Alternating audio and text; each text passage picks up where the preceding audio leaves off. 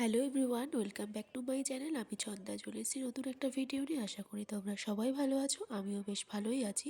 তো কোথা থেকে ভিডিওটা স্টার্ট করলাম বুঝতেই পারছো, মায়ের মন্দিরে থেকে। তো গেছিলাম আমার স্পেশাল দিনে, আমার বার্থডেতে মায়ের মন্দিরে পুজো দিতে। তো সেখানে গিয়ে পুজো কমপ্লিট করে তারপরে বেরোনোর পথে, মানে দক্ষিণেশ্বর থেকে বেরোনোর পথে একটু ভিডিও করেছিলাম তোমাদেরকে দেখাও বলে।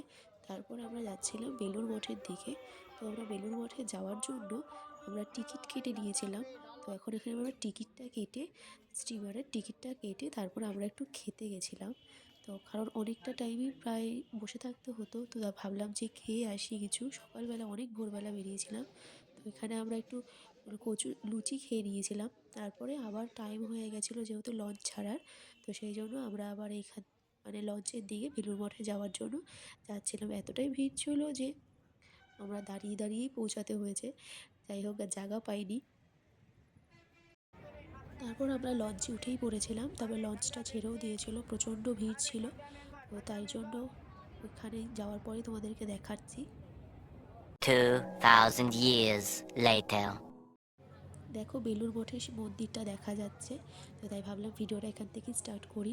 কত সুন্দর লাগছে। তো এখন আমরা নামবো, নেমে তারপরে ভিতরে গিয়ে তোমাদেরকে দেখাচ্ছি। ভিতরে তো বেলুড় মঠের ভিতরটাতে তো ভিডিও করা যায় না। তো আমরা পৌঁছে গেছি।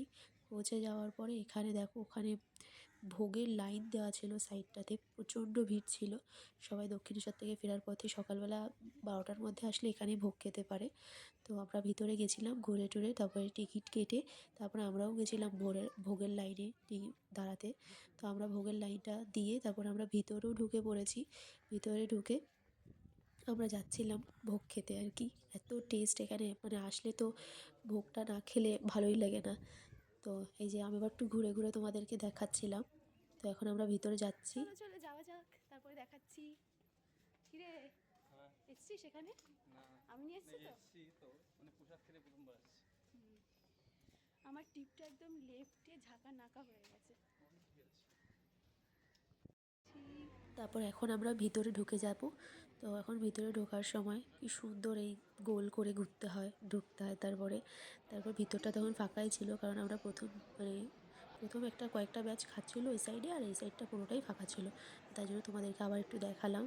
তারপর এখানে খাবার দিচ্ছিলো, স্টাইলগুলো খুব সুন্দর। যাদের পায়ে প্রবলেম আছে বা অন্য কোনো সমস্যা আছে তারাও বসেই খেতে পারো, নিচে বসতে পারে না, এর জন্য খুব ভালো আর কি।